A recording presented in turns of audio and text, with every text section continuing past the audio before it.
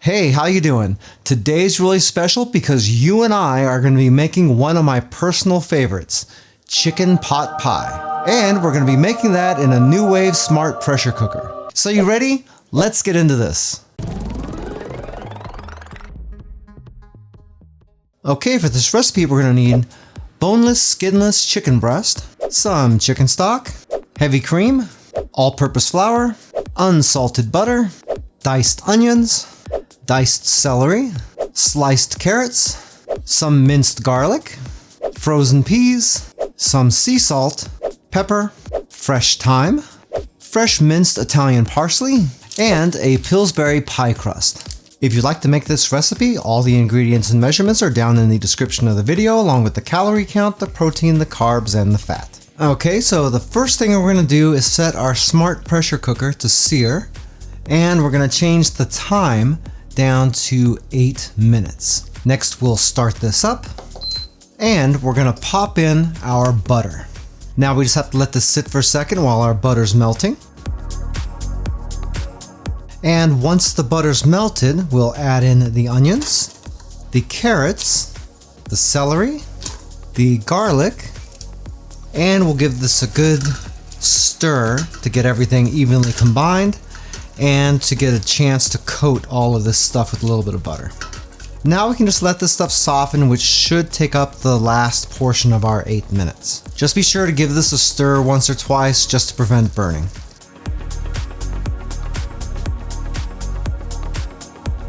Alright, once that's done, we can start adding our other stuff. So we're going to add in our chicken, our peas, the all-purpose flour, our parsley. Be sure you're not leaving a bunch of leftover stuff on your bowls. Thyme, our salt and pepper.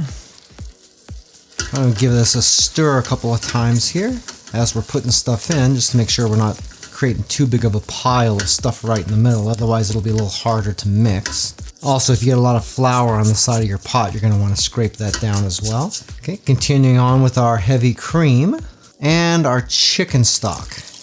Now we're going to give this one last good stir to try to get everything combined as evenly as possible in here, because we really don't want chunks of all-purpose flour in the corner or anything bizarre like that.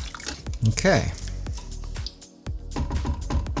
Once we got that mixed up like that, we're going to take our pressure cooker lid, lock that into place, and then while we're up here, we need to make sure that that pressure valve is set to the closed position. Very important. If you don't do that, you're going to be staring at your pressure cooker for a really long time wondering why nothing's working.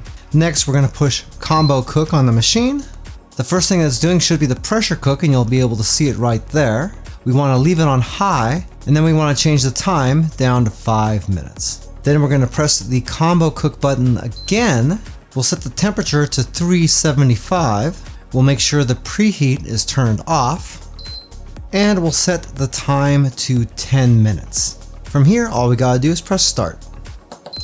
And the machine will start our pressure cook for us. Once it gets done, there'll be a pause in the middle so we can change lids to do our air fry. If you have a smart pressure cooker like this, but it doesn't have this combo cook ability, that's perfectly fine. You can just do the pressure cook portion first, and then you can do the air fry section separately.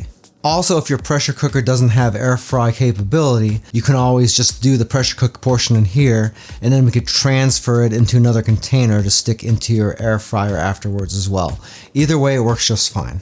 Anyway, now we wait. Hey, by the way, if this is your first time here and you want to learn some cool new recipes, get some great cooking tips and tricks and all sorts of other kitchen related things, then start now by subscribing to the channel and clicking the notification bell so you never miss a thing. Okay, once we don't have any steam coming out of the pressure valve anymore, it's safe to open the pressure cooker. You're going to want to toggle this a few times just to make sure that there's no pressure built up in there, because if there is and you open this up, you're going to have exploding food in your face. What? So definitely we want to be careful with this. You'll also be able to tell there's no pressure because this lid is going to be really easy to move if there's no pressure holding it in place. So we'll slowly turn this, take this off, pick it up at an angle to make sure you catch all that liquid right there.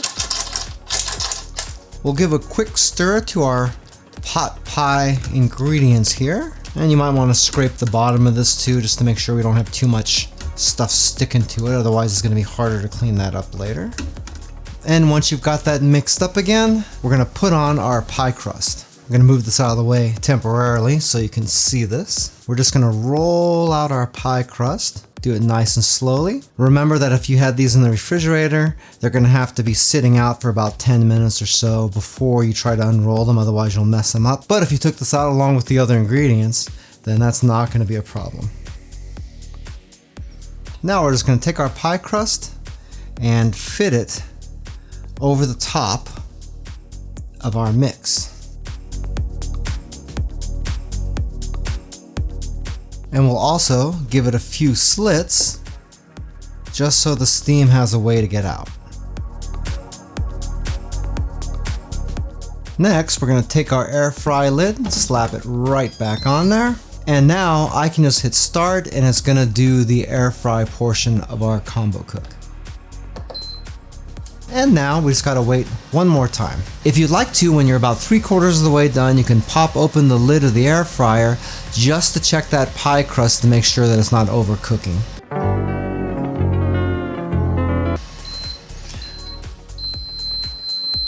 Okay, our air fry is done. I did check mine a couple of minutes ago and it looked really good, so I just decided to let it finish. And now we can check this out. Well, that's looking pretty dandy. Nice and crunchy too. So we are gonna pull this pot out of the machine and we're just gonna let it sit here for about 15 minutes to cool down a little bit. After that, we'll be ready to serve.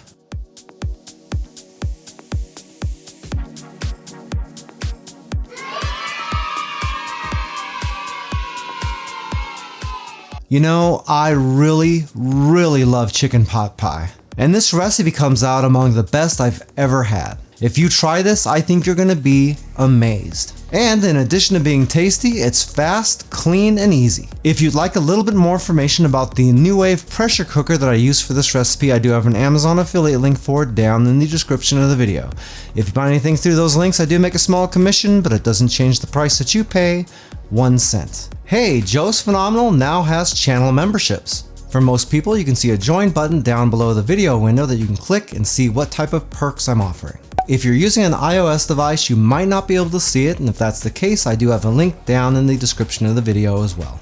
If you like this recipe, I bet you're gonna like this one right here where I used the same pressure cooker to make a really great whole roasted chicken. That one came out delicious too, and again, no mess. Well, that's it for now. I hope to see you back again here really soon, and until that time, I'm Joe, and I hope you have a phenomenal day. Take it easy.